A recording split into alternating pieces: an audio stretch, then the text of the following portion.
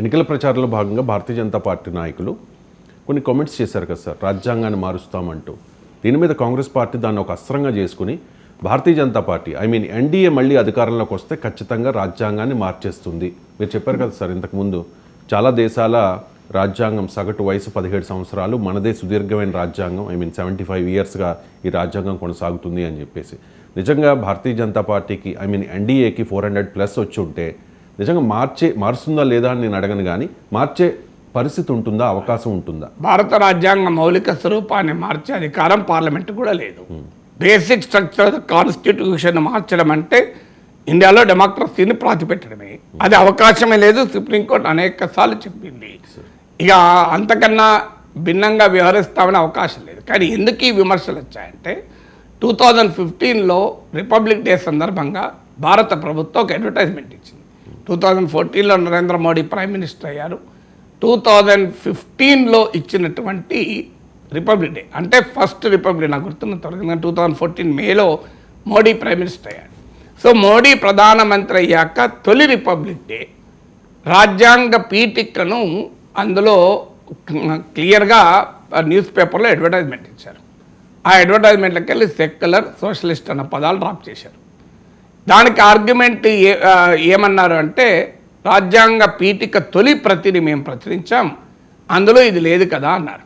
కానీ నిన్న కూడా సుప్రీంకోర్టు ఏం చెప్పింది, ప్రియాంబుల్ పీఠిక వేరు, రాజ్యాంగం వేరు కాదు. The power to amend the constitution extends the power to amend the preamble also. రాజ్యాంగాన్ని మార్చే అధికారము పార్లమెంటుకు, బేసిక్ స్ట్రక్చర్ను మార్చకుండా మార్చే అధికారం ఉన్నప్పుడు పీఠికలో కూడా మార్పు చేసే అధికారం ఉంది. So constitution should always be red along with its amendments. దాని సవరణలతో కలిపి రాజ్యాంగాన్ని చదవాలి తప్ప సవరణ లేకుండా నేను రాజ్యాంగాన్ని చదువుతా అనడం కరెక్ట్ కాదని నిన్న కూడా సుప్రీంకోర్టు తీర్పు చెప్పింది.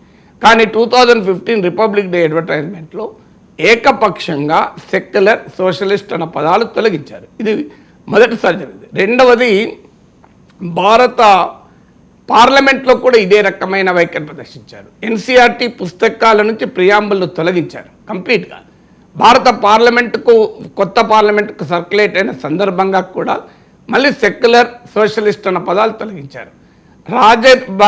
కేంద్ర హోంమంత్రిగా రాజ్నాథ్ సింగ్ పార్లమెంట్లో ప్రకటన చేస్తూ కూడా సెక్యులర్ అన్న పదం డ్రాప్ చేయాలని మాట్లాడారు. ఇది భారత సుప్రీంకోర్టు చెప్పినాక కూడా తొలి ప్రతి డ్రాఫ్ట్లో ఉందా లేదా అనేది చర్చే కాదు, what was implicit was made explicit అని అంత క్లియర్గా చెప్పినాక కూడా పదే పదే సెక్యులర్ అన్న పదాలని తొలగిస్తూ వచ్చారు, డ్రాప్ చేస్తూ వచ్చారు. నిన్న సుప్రీంకోర్టు ఇంత అద్భుతమైన తీర్పు చెప్తే మీరు ఏ భారతీయ జనతా పార్టీ చెందిన ఏ ప్రతినిధి అయినా ఈ తీర్పును ఆహ్వానిస్తూ ఒక్క స్టేట్మెంట్ ఇవ్వడే. మీరు కావాలని చూడండి, నాకు గుర్తున్నంత వరకు మోడీ కూడా ట్వీట్ చేసినట్లేదు. వెల్కమ్ చేస్తూ ఈ తీర్పును మరి నేను నిన్న వరకు చూశాను, లేటెస్ట్ చూడలేదు, సబ్జెక్ట్ కరెక్షన్. కానీ బీజేపీ ప్రతినిధులు అయితే ఎవరు వెల్కమ్ చెప్పలే.